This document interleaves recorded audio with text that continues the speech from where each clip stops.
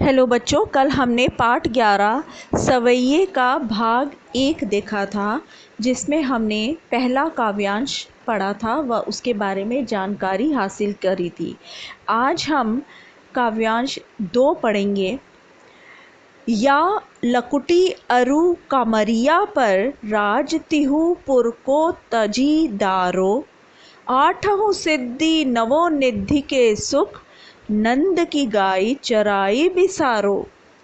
रस खान कबौ इन आखिन सौ, ब्रज के बन बाग तड़ाग निहारो।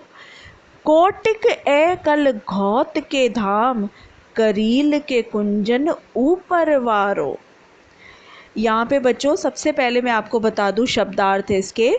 लकुटी का अर्थ है लाठी, कामरिया का अर्थ है छोटा कंबल, तजी डारो का अर्थ है छोड़ दूंगा, नवो निधि का अर्थ है 9 निधियाँ, तड़ाग का अर्थ है तालाब, कोटिक का अर्थ है करोड़ों, काल घौत का अर्थ है सोना, कुंजन का अर्थ है लताओं का घर, वारो का अर्थ है न्यौछावर करूँगा। तो हम ये देखते हैं बच्चों, आज रसखान जी हमें इसमें क्या बताना चाहते हैं। रसखान जी हमें कहते हैं, या लकुटी अरु कमरिया पर राज तिहुपुर को तजी डारो। इसका अर्थ है कृष्ण से जुड़ी वस्तुओं के प्रति प्रेम प्रकट करते हुए हमारे कवि कहते हैं कि जिस लाठी और कंबल को लेकर श्री कृष्ण गाय चराया करते थे, उसके बदले कवि तीनों लोकों का सुख त्यागने को तैयार है। आठों सिद्धि नवो निधि के सुख, नंद की गाय चराई बिसारो। इसके माध्यम से कवि कहते हैं कि मैं नंद की गायों को चराने के बदले 8 सिद्धियों और 9 निधियों का सुख भी भूल सकता हूँ। वो 9 निधियों का सुख त्यागने को मैं तैयार हूँ। फिर वो कहते हैं,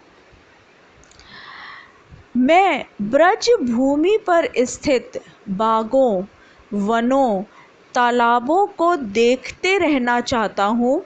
मैं इन करील के कुंजों में रहने के बदले हजारों सोने के महलों का सुख त्यागने को तैयार हूँ। यहाँ पर बच्चों कवि श्री कृष्ण का सानिध्य पाने के लिए अपने सारे सुख त्यागने को वो तैयार हैं। वो कृष्ण से जुड़ी हर वस्तु से विशेष लगाव रखते हैं और कवि को कृष्ण की यादें जुड़ी महसूस होती हैं। किसमें महसूस होती हैं? ऐसी वस्तुओं में जिनमें कवि को आनंद की भूति होती है, यानी ऐसी वस्तुएं जहाँ पर कृष्ण ने अपनी लीलाएं करी थी या कृष्ण को जो चीज़ें बहुत प्रिय थीं। और इसी वजह से वो ये कहते हैं कि मैं ब्रज के वन को, बाग को और तालाब को देखते रहना चाहता हूँ, क्योंकि यहाँ पर श्री कृष्ण की यादें बसी हुई हैं। हर कण में कृष्ण ही कृष्ण बसे हैं। और इससे बच्चों हमें ये भी पता चलता है कि कवि जो है वो कृष्ण के अनन्य भक्तों में से एक है, उनके अनन्य भक्त हैं। बाकी का हम बच्चों कल करेंगे, लेकिन उससे पहले मैं आपको असाइनमेंट के प्रश्न समझा देती हूँ।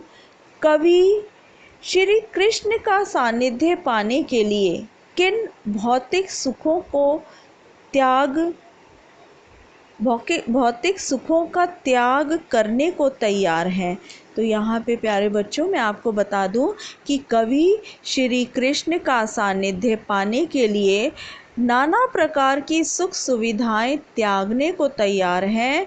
वह तीनों लोकों के साम्राज्य का सुख आठों सिद्धियों का सुख तथा नवों निधियों के वैभव का सुख त्याग सकते हैं तथा सोने के करोड़ों महलों का सुख भी त्यागने को वे तैयार हैं। दूसरा प्रश्न हमारा है, कवि ब्रज के वन बाग और तालाब को क्यों देखना चाहते हैं? वो ब्रज के वन बाग और तालाब को इसलिए देखना चाहते हैं क्योंकि उनमें कवि को कृष्ण की यादें जुड़ी महसूस होती हैं और ऐसी वस्तुओं को देखने छूने से कवि को आनंद की अनुभूति होती है। तीसरा हमारा प्रश्न है, काव्यांश से कवि के बारे में क्या पता चलता है? तो बच्चों, काव्यांश से पता चलता है कि कवि जो है वो श्री कृष्ण के अनन्य भक्त हैं। तो ये था बच्चों आज का हमारा काव्यांश।